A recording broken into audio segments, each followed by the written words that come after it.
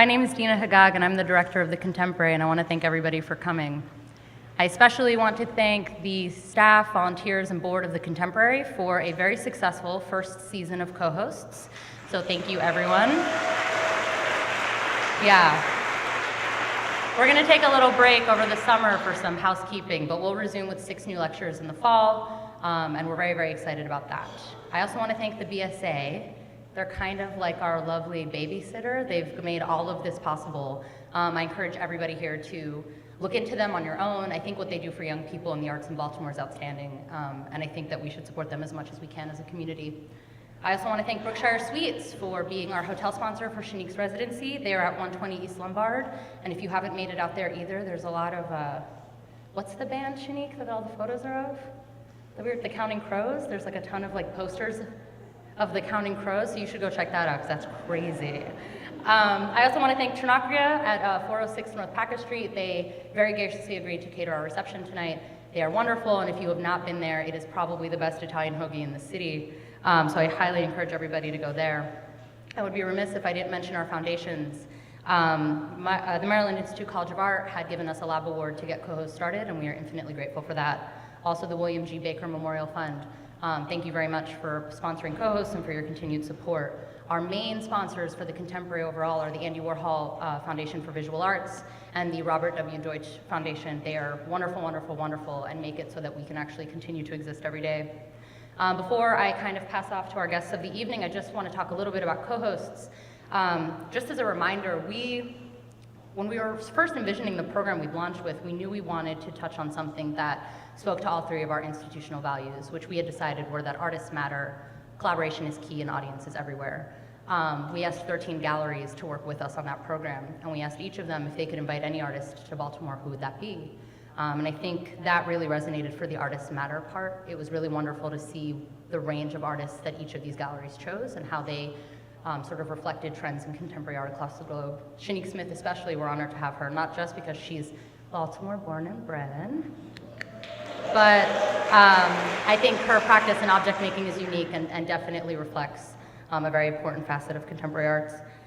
Collaboration is key, is evident with this partnership we have with these 13 galleries. It's been wonderful, and we're searching for new ways to continue those partnerships every day. Audiences everywhere is evident in all of you. Thank you for being here. Whether you're here for Galerie Myrtis, who's lovely, or for us, we hope that you'll continue to support us both, as you will the other 12 galleries that are participating in this program. And with that said, Galerie Myrtis. It was founded in 2006. What I love especially about Myrtis is that she represents mid-career artists who are sort of embarking on paths nationally and internationally, and I think it's wonderful. I've seen her work really closely with an entire stable of artists, and it's great to see what she does with them. Her gallery is at 2224 North Charles Street, and currently is showing The World is Going to Hell and I Am Printing Yellow. The World is Going to Hell and I'm Printing Yellow, and that'll be up until May 30th, and features 10 women artists who are sort of exploring ways that they are working while the world sort of crumbles around them. And without further ado, Myrtis Bedolla. Thank you.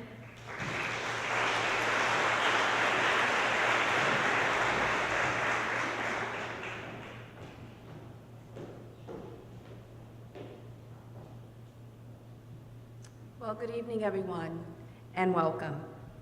Before introducing our esteemed guests, I wish to thank the Contemporary, mainly Dina and her staff, for their efforts in making this evening a success and providing this series of co-hosts to introduce or reintroduce extraordinary artists like Shinique to the Baltimore community.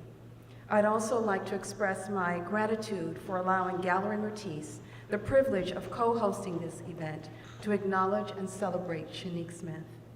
I love art. Being involved with it has enriched my life in ways I could never imagine, and this evening is a testament to that. But we all know there would be no art without the artists, those for whom I have the great respect and appreciation. This evening, we gather to recognize the creative genius of artist Shinique Smith, for she possesses the ability to create objects of beauty from the finest of materials to the very modest, giving us thought-provoking works that serve as social and cultural signifiers of who we are individually and collectively. through the intentional selection of materials, a convergence of discarded materials, fabrics, and ephemera, and canvases filled with gestural marks punctuate the swatches of fabric emerge, as Shinique describes, works that revolve around personal mythology and memories. She is inspired by the vast vocabulary of things we consume and discard, examining the ways in which such objects can resonate on a personal and social scale. She pursues the graceful and the spiritual qualities in the written word and the everyday. In works made from the class of objects we call belongings, Smith collides the intractable hard geometry and hard thinking that defines urban existence.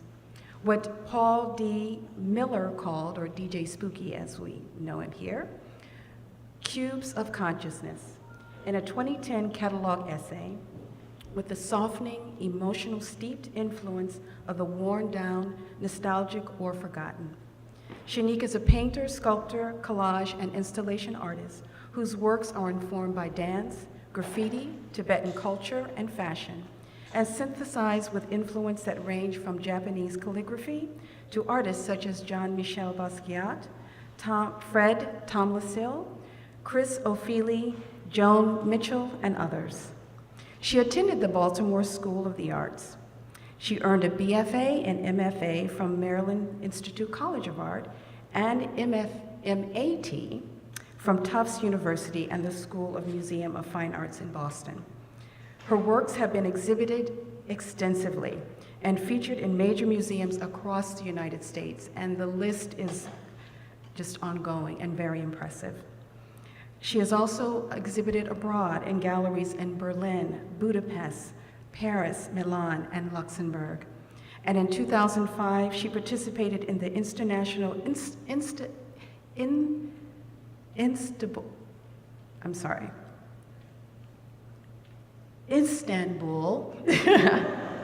I have not that. It's Istanbul Biennale. I'm sorry. That does not roll off the tongue easily for me. She is the recipient of numerous awards and residencies.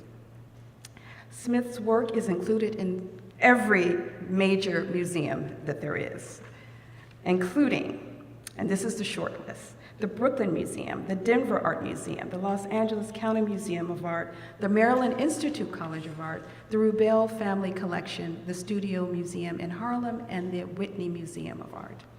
And some of her recent career highlights include a commission by the New York City's MTA Arts for Transit to create a permanent public work at the new Mother Carla Hale Bus Depot in Harlem at Lenox Avenue and 146th Street. And it sounds like there's a bus trip in line for all of us.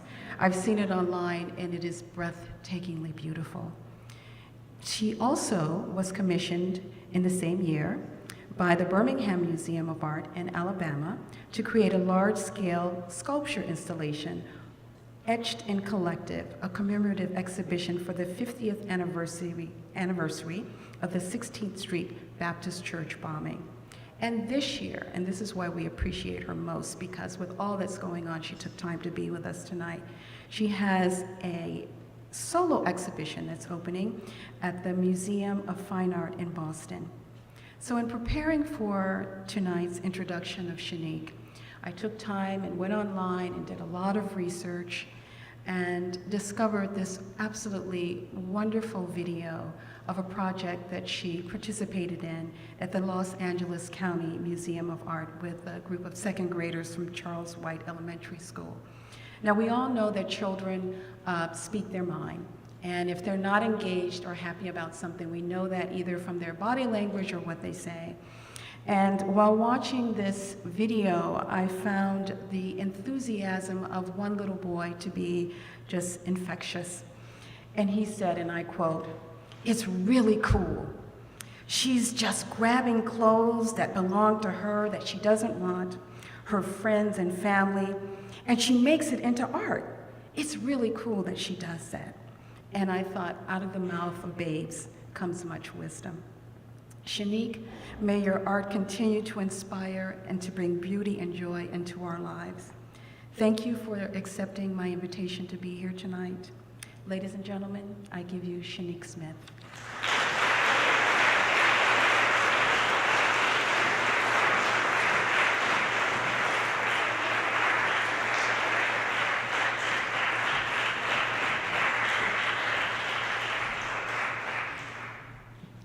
Hi, everyone. Thank you so much for that lovely introduction. You made me tear up, and I was already kind of tearing up because I'm so grateful to be here.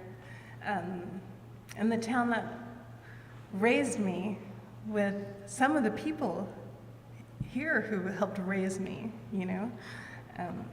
So I'm really grateful to be here and to share my work with you. So that was very impressive. You're kind of a hard act to follow. I'm going to try to be as eloquent.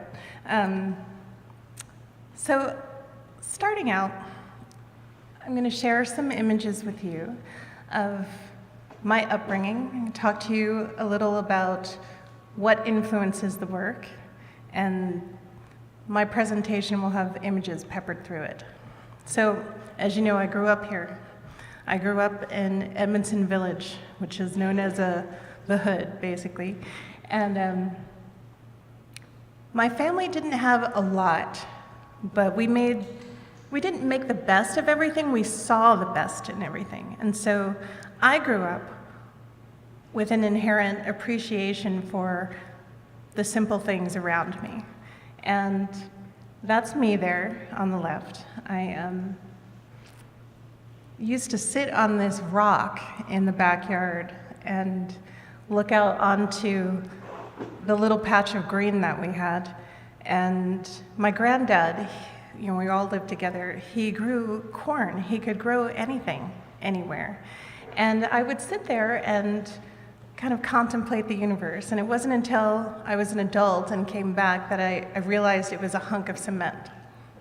So I show that to you and these images of, because I think that when we're children and as teenagers, you know, in our younger years, and especially for me, the experiences that I had and the literature and objects that were around me helped inform my imagination, the way I see the world, and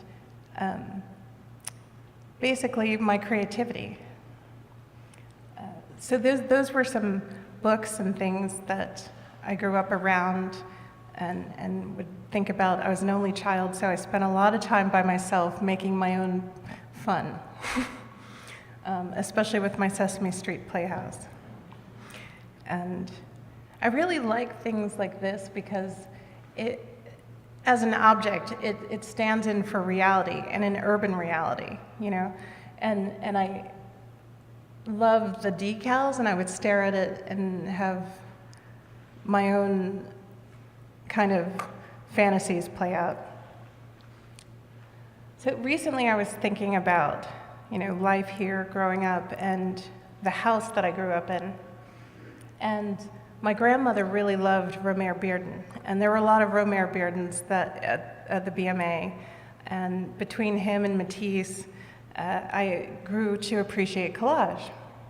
So my grandmom had these Romare Beardens around, and we would sit in our sort of patchworked living room watching Sanford and Son, and I realized that somewhere between, you know, the collages of Black life patchwork together and our Black life patchwork together and Sanford and Son, like I kind of, it helped inform my aesthetic.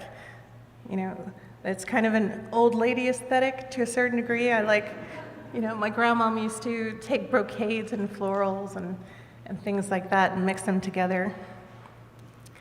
And also, when I was growing up, my mother designed some brilliant fashion wear and studied fashion design. And this is one of her works. So it was always around basically a sculptor. You know, I saw, you know, the figures were around me, and she would crochet these sculptural things without any sort of pattern. and I was always watching them, and she would drag me in and out of fabric stores, and I hated it. I hated the smell of fabric so much. But there was something kind of treasure trove-like about some of those fabric warehouses, you know? And so inevitably, I started working with fabric, and to the right here, when I was an undergrad at MICA, that was my own little bit of sewing, which of course my mom helped sew because I don't know how to sew. and never will I again. So when my mother was studying in Paris, she became this artist that she was really admiring of, Erte, became her mentor. And so I have this image here because he's the first artist that I remember being influenced by, because I would try to copy his work. I would trace out his work. And there was something about the way that the graphic nature of his work with the figures and stuff, it was very magical to me. And I had forgotten about him until recently, and so here's several artists that I feel influence and inform my work. To the right there is like one of the most perfect pieces ever is Keith Haring's drawing on Bill T. Jones' body, and the fact that there are just so many things about that, with the tribal nature of it, bringing something that would be on the wall as graffiti onto the body, and then the body being active. Seeing those images really turned me on as a kid. And David Hammond's and his body prints, Carolee Schneemann's work, it's called Up To and Including Her Limits, where is a performative piece where she was on a swing and naked and drawing on the wall, and there's something, that bravado, that feminine bravado of being naked and drawing on the wall is fascinating to me. And this is a Barbara Chase Rabu work. That one's called Confessions for Myself. So when, I went to high school here, and I feel very grateful and lucky that I got to, My mom pushed me to audition, and very, graciously I was accepted. But, when I was a kid, coming into high school for the first time, I had this group of friends that were just so exhilarating, and they really got me off track of school and more onto a path where I was tagging with them, but I'm really influenced by their energy, and they showed me the city in a different way, but I didn't appreciate what I had when I was going to school here, so I got kicked out of school. I was asked to leave because after 2 years, and my letter said that I failed to conform to their standards. And but the 2 years that I spent here, and Mr. Kent, who's still here and still so much of an influence on me, said that he thought that was the best thing he could ever do for me, and it kind of was, I think that for me, I had a very traditional education here and at MICA, learning how to draw, learning line value, and learning how to render life and see, learning perspective, light, value, things like that, and knowing that you have to have those things before you can abstract life. That also informs my work, very much so. The teachers that I had here and the things that they taught me, it's still echo in my head after all these years. So when I left Baltimore after undergrad, I really didn't have an artistic identity. I did assignments and things like that, and I didn't really want to make art when I first left school. I worked as a costume assistant on movies and things, and on some John Waters things. And it wasn't until like 10 years later, and I came back to Baltimore, that I started to experiment with the linear quality that had been hanging out in my work. So one of the first things that I did was start writing again. I had taken a Japanese calligraphy class in undergrad, and the time when I was a teenager, tagging in town, they kind of collided.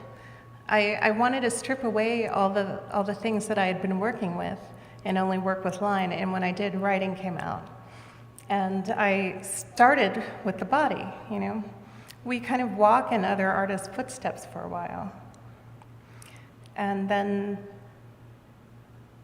after school here, I moved to New York. And I started, you know, working with fabric and clothing and doing these installations because things were just too flat. I started cutting things out and making these sculptural paper collages with paint on the wall and fabric and ribbon, and they were really ephemeral. And I wasn't really making anything that was concrete. I remember, you know, every group show that you have when you first start out is like, yes, you know? And I was asked to do a lot of these installations, and they were all site specific, so nothing stayed. And I think as a reaction to that, I wanted to make things that were more concrete and had weight to them.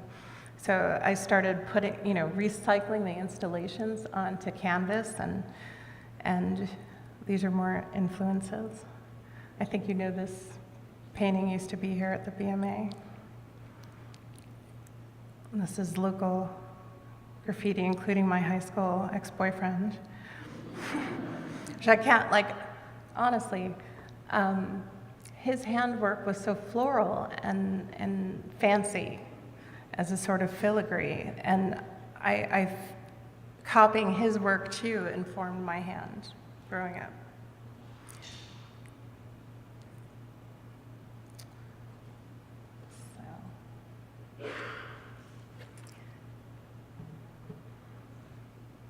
So basically, I was working in that way, and I wanted to make something that was concrete and something that was satisfyingly there. And I wanted to work with fabric, and I didn't really know how.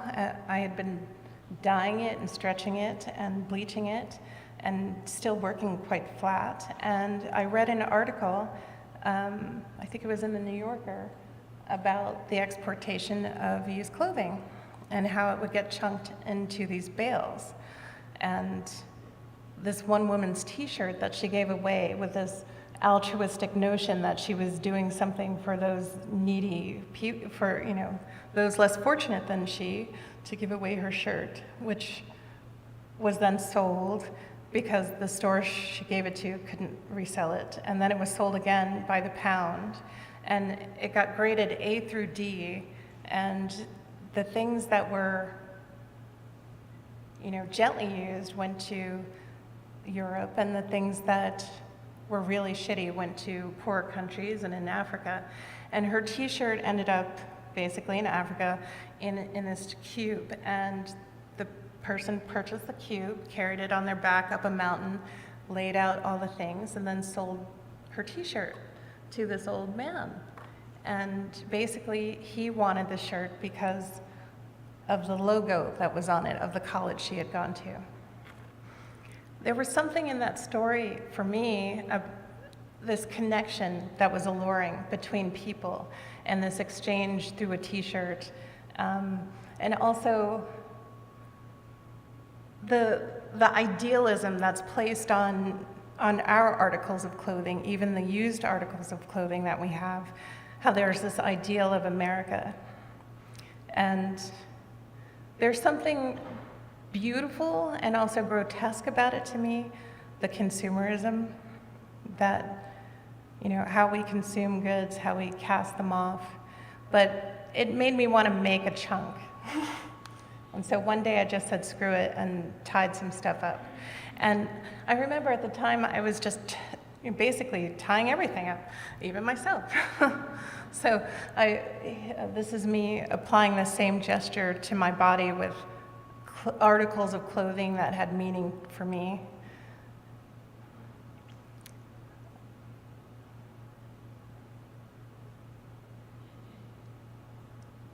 And then I figured out how to make a cube.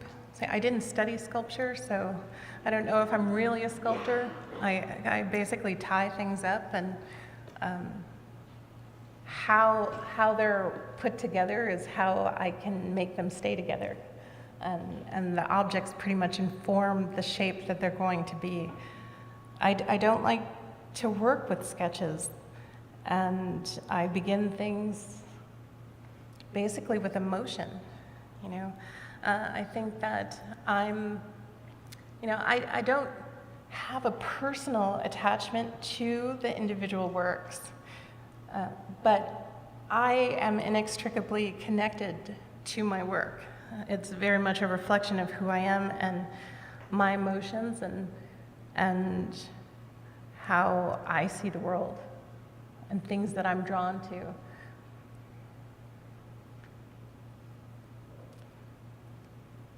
This particular image here on the left, I was walking along in Williamsburg one day doing an installation at a gallery nearby, and I saw these bowls and plates outside with this graffiti coming down the wall. And there was something very zen about the situation, and I found out later that night that someone had laid out all these bowls for stray cats. And later, I started to use aspects of that in other works. So some of these are images I take as I go. You find strange things living in the city, you know that, and in New York and Brooklyn, you see things like this, like little red shoes where I don't know how the person stepped out of them from the street and went where, I don't know. And I threw this image in because when I was a kid, there was this big crack in our walkway that would fill with water, and it would seem like a microcosm. I would look at it like its own little universe with all the little stuff there. So I find I can't talk about my work in a linear way because I'm pulling from different time frames from my own life. And the objects that I use are already infused with these histories of other people, and the things that I see in the street now and the things that I saw years ago, like to the right here, which was Fells Point, I don't know, 20 years ago. And then Harlem recently. These things they stay in my head, and I make connections. I guess I'm tying things together, the objects that I use with paint, with color, with form, with calligraphy, with ribbon, with rope. And I see basically that we have these connections through our basic needs, through what we don't have, through what we wish we had. I haven't been in town for a long time, and I remembered something, images that have haunted me for a long time, that are beautiful and also horrid. I used to live over in Druid Hill on Utah Place in Whitelock, and I would walk often to Micah down Utah Landvale. I know this neighborhood very well, and I used to pass these situations where someone had been evicted. Have you guys ever seen that? Does that still happen? Where someone's whole life, or what they couldn't gather at the last minute before they ran out, is like harshly and violently like thrown out into the street. And I used to feel this like emotional pang, looking at everyone's things, you can't help but want to look. It's like a whole family has revealed these things that we never get to see, and we would never see. People we don't know, just tossed right there. And you never want to take anything because it would be so wrong, But the images of that stayed with me, and I remember trying to make some works that were akin to an eviction. But I really don't like to reference things so much, and especially things like that. Like, I wouldn't ever take like a homeless person's cart or an eviction pile or anything like that and make that. I find that I linger a lot on my youth, and I have my work already, the objects I use already, they're old. They already have this patina. Someone already owned it, and it has a nostalgia inherent, that's inherited. So I don't play that up. But I do imbue it with my own nostalgia, because I do think of my youth here, and especially my teenage years, as a time when I was most free. And when you think about that era of your life, it did inform who we became. But also, for me, the city was like a magical place. What was it? Was it 1985? I remember before there were, metal detectors in school, and it was like very quick how it changed.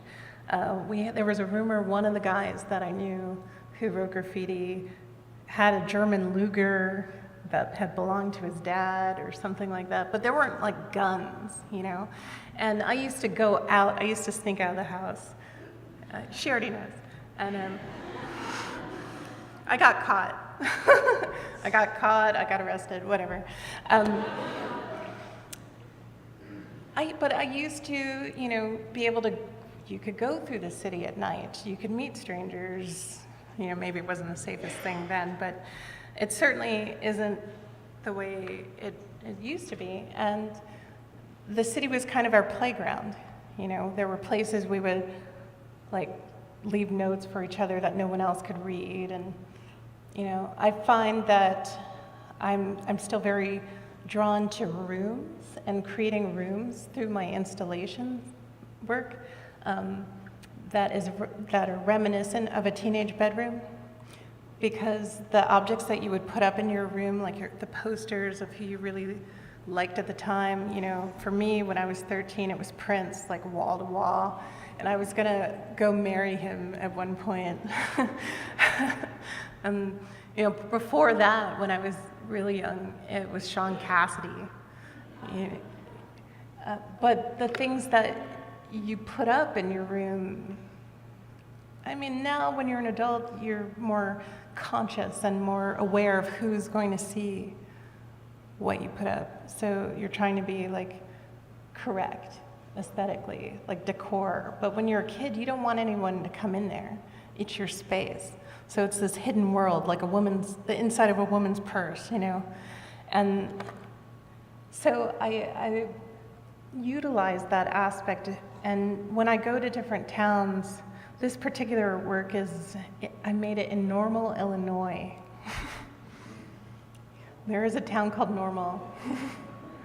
It's very small. I stay at the Best Western by the Denny's on the highway. But sometimes when wherever I go, I collect things to use in my work. It comes from friends, it comes from family, my own closet. And when I travel and I do things in different towns, I like to use materials from where I am. So, you can learn a lot about a place through the things that you find.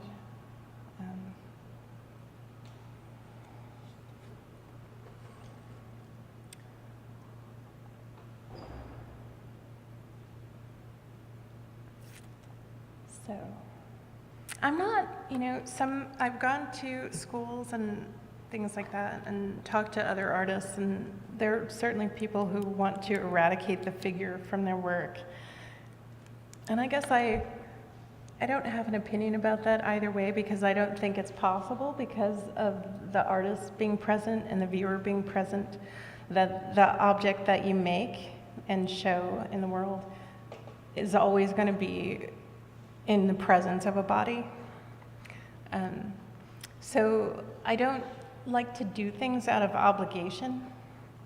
I don't like to say to myself, this is the kind of art you do, and this is what people like to see, so, let's make 100 of those. Things do happen intuitively, and I don't want to have that feeling of obligation of adding calligraphy or making a veil or what have you when I make my work, because I want to have a true feeling of discovery in the making of it. So when I plan things out, that's when I would be really bored. And the bales, they have a system, but within that system, there's a lot of room for me to play with fabric, within the monochromatic ones, like the black one, all the different textures and things that I can pull into it.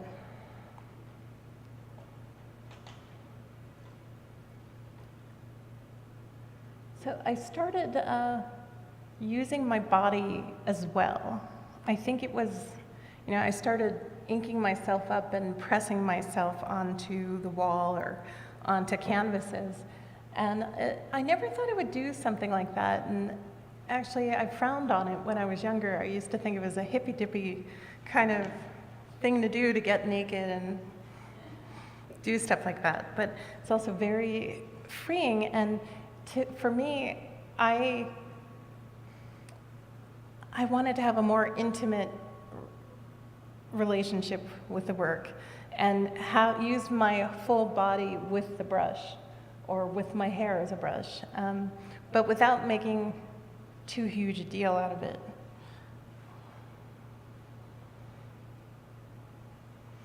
So this and on the same idea, I wanted to start affecting the fabrics and clothing that I used more. And so this particular sculpture, I dyed all the pieces in it, which at the time was it seemed like such a good idea, but I hadn't thought it out because I didn't have a washer dryer in my studio. So each piece I hand washed and hand dyed in a bucket, and I had an assistant who would run it to the laundromat to dry. So that was labor intensive. But these have an infrastructure, a wooden framework, and things are laid out and bundled to panels and then bolted together. And then I go back on top of it and bind some more. And within this one, I guess I've always tried to reconcile. I have this calligraphy, this calligraphic thing over here, and this bundling and clothing and objects over there, and they were segregated. And I've tried to see where they can come together. And so with this one, there's a lot of writing. I invited people to write on the fabrics and things, and then they were bound together.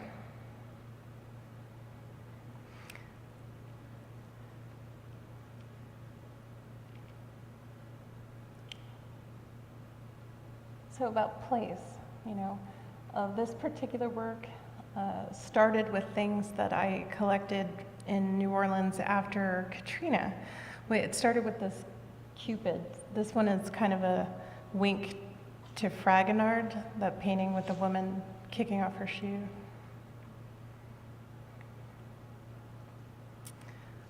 This is an installation I did at the National Portrait Gallery, where it was kind of a collaboration with this poet, Nikki Giovanni. There was this show that had a really unfortunate title. It was called, what was it called? Recognize hip-hop portraiture. And I'm not a portrait artist, so it was interesting to be invited to do that. But I included images of hip-hop artists, people related to hip-hop who had passed away. So it became a sort of memorial slash teenage bedroom. There it is again. And there was a speaker with Nikki Giovanni reading this poem that she wrote. We were the only two women in the show. And so we were in the same room.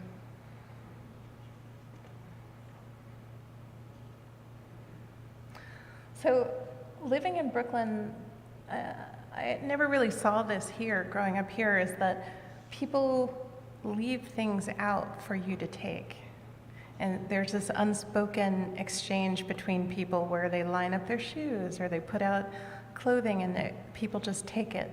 And I always thought that was beautiful. I actually found one day this whole bag of My Little Ponies, which was like score. And I was like, it was random. And then I got obsessed with them and I've been collecting them. I collect a lot of things.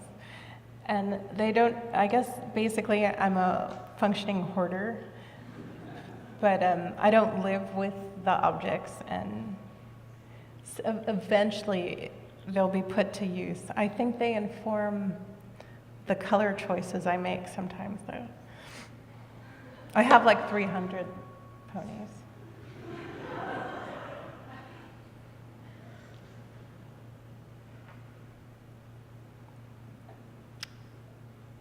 So, there's some more bedrooms. This is, I think, one of the most successful works I ever made for me. I did this show at a space called Cucha Fritos that's in a market on the Lower East Side, the Essex Street Market. And there's no art around it. And really, art people don't go there because it's only open when the market is open. And it smells like fried food, basically. And the people that go there, I created this sort of meditation site.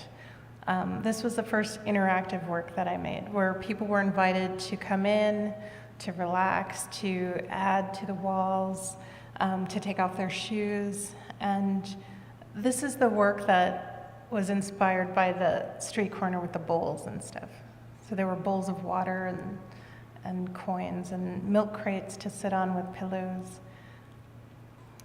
And I reprised it again for a sort of a survey that I did in Miami.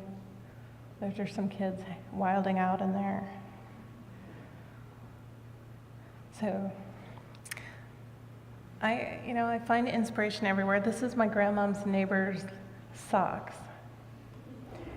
And so funny, right? I don't know why he just does his socks and separates things out, and hangs them so beautifully like that. But there's something, I'm really empathetic and endeared towards human beings and their nature and how they display their stuff. And, I think my work leans toward joy. No, I don't. Yeah, it does lean towards joy because,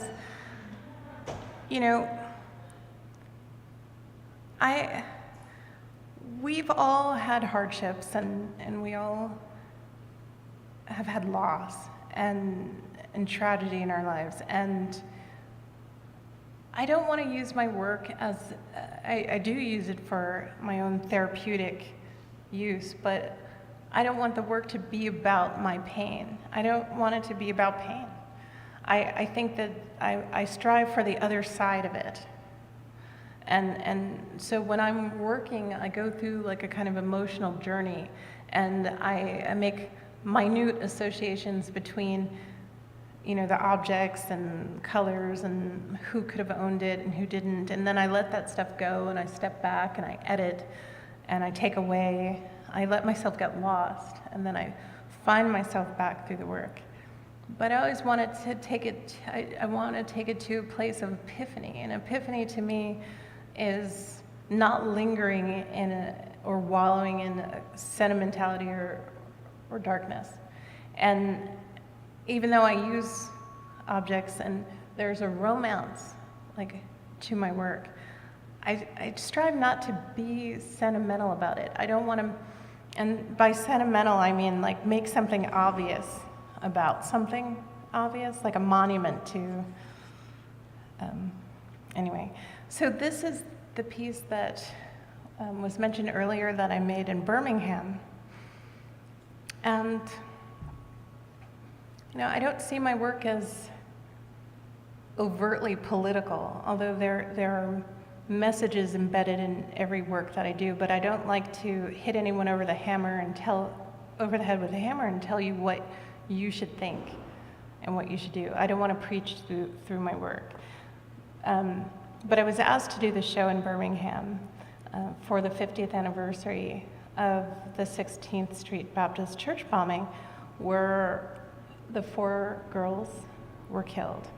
And so at first I was, I don't know if I want to do that, but I have been collecting these doll houses. And so I used the doll houses here, one house for each girl, and I asked the museum's membership, the community brought in their shoes and their toys, and I created this hanging structure, and I based it off of a Tibetan healing mandala. So there were 4 colors, 4 directions, and within it I used, I wanted to use items from the era when they passed away, when they were killed. I researched each girl, and they all had, propensities toward different things, towards music, or, one was civic-minded, and one was in the Girl Scouts, and they were all in the choir, and so this is also referential of a bedroom, and objects that records they might have listened to at the time. And so this was the first time I sourced things from a specific era for that specific reason. And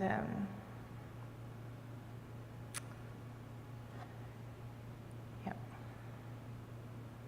So it all happened on Sunday when they were in church, and this was imagining what things could have been like on Saturday, the day that you don't have to go to school, and it's like your day to be in the bedroom. And then the shoes were kind of the shoes that would never be filled.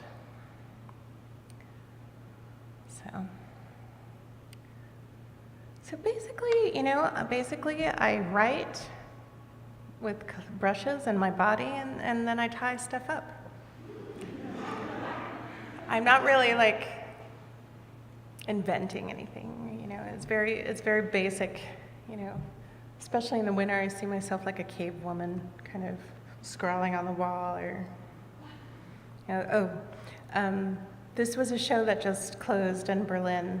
Forgive the images, they're cell phone pics of my show. It was kind of the whole thing was interactive, and there were places to hang out and relax and be a part of the work. I think I have a very 80s aesthetic too. I never really thought of that. I think the colors that I'm drawn to, and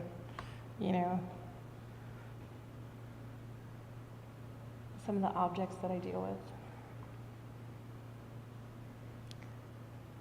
And so I just completed my first public project. I make everything myself. Sometimes I have assistance, but I don't really make things that I can't handle, because it's really, and I can't really have people around. It's my own alone thing.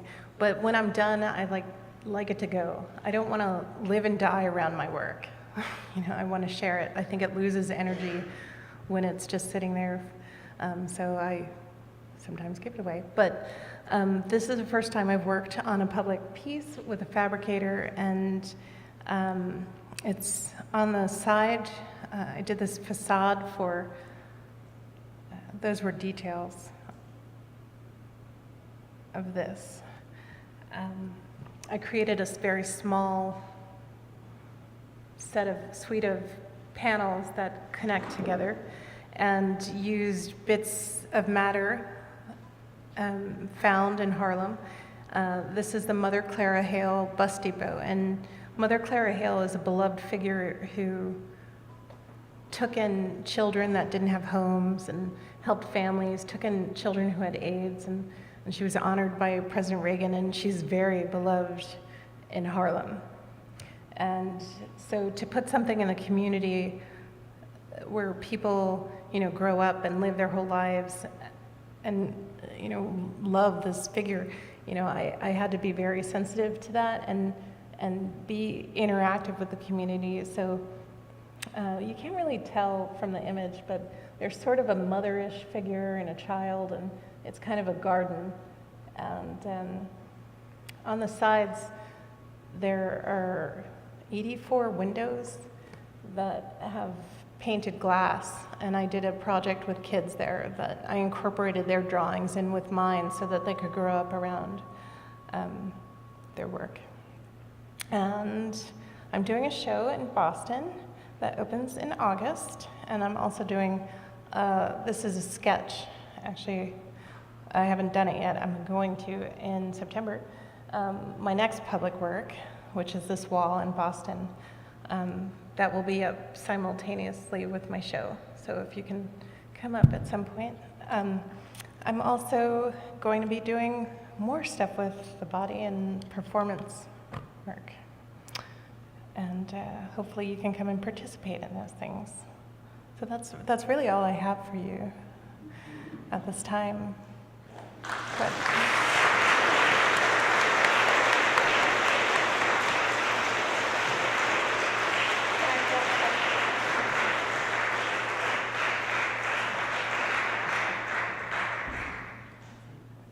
Wasn't she great?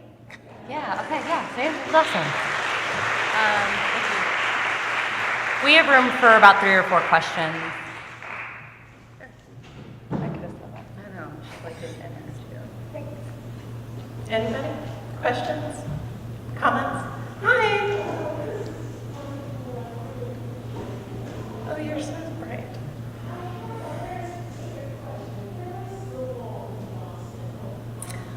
Oh, this, oops. We're just gonna ask the question for the kid. We're asking just where the wall is in Boston that she's painted.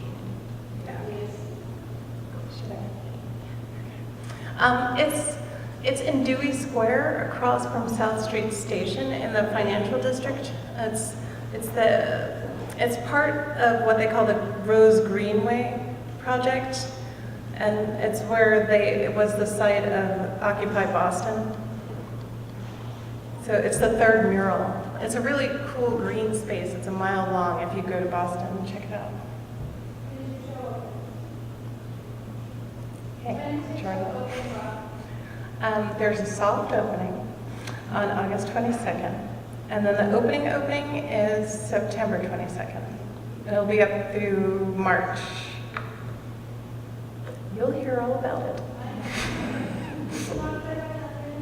Okay, good. Anybody? Comments, questions? You can ask me anything. Too much. You first.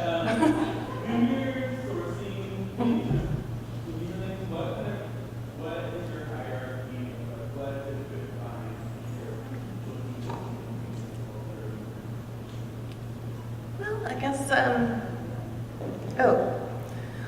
I was asked, when I'm sourcing materials, how do I decide it's a good find? What's good, what's not? I know, a lot of that is taste, I guess, and what sparks my imagination.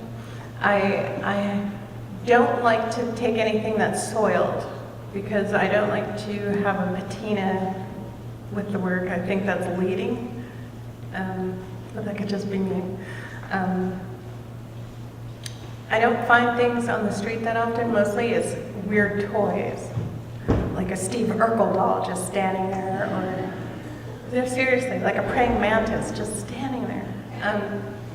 But plaids, polka dot stripes, flowers, you know, I divide it up like Goodwill. And when I go out for a sculpture, sometimes I need a particular color or flair.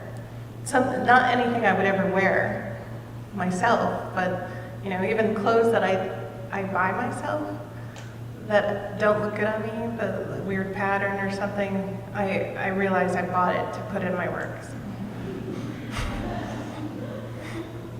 You, sir? You described Baltimore as this magical city growing up. Do you still feel that when you come here, or does it feel a lot?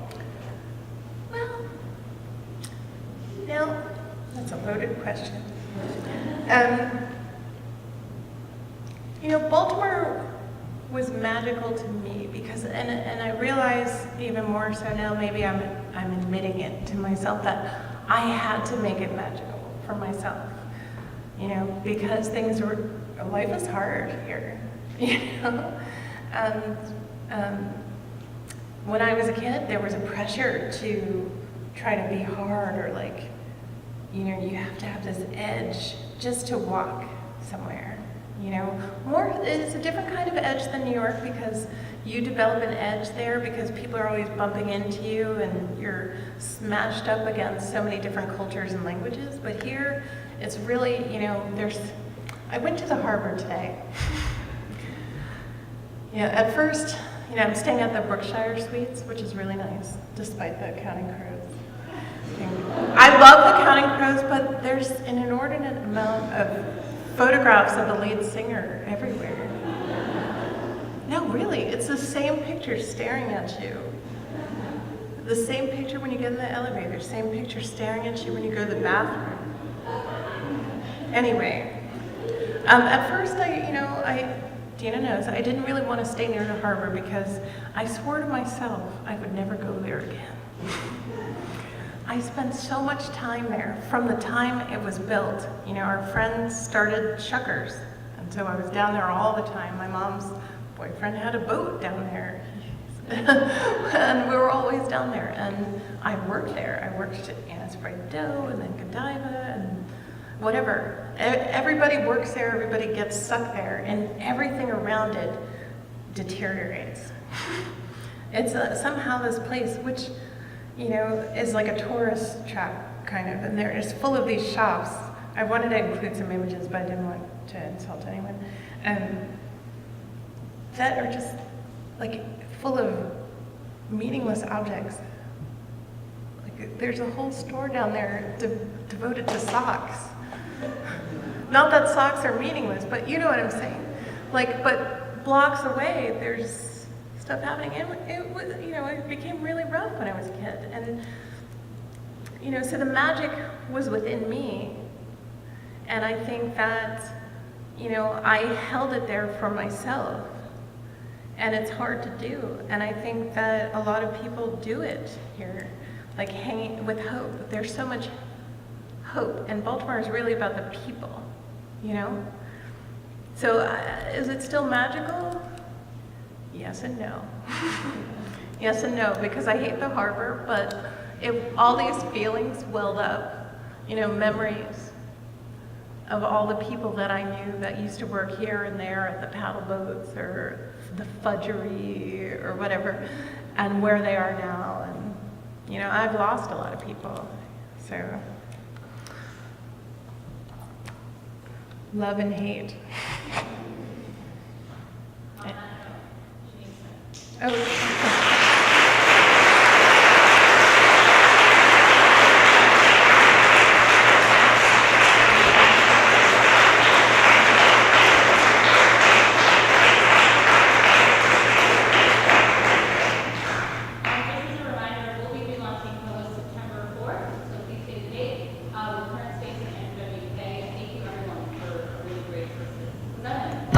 Seven lectures. Thank you very much. Have a great night.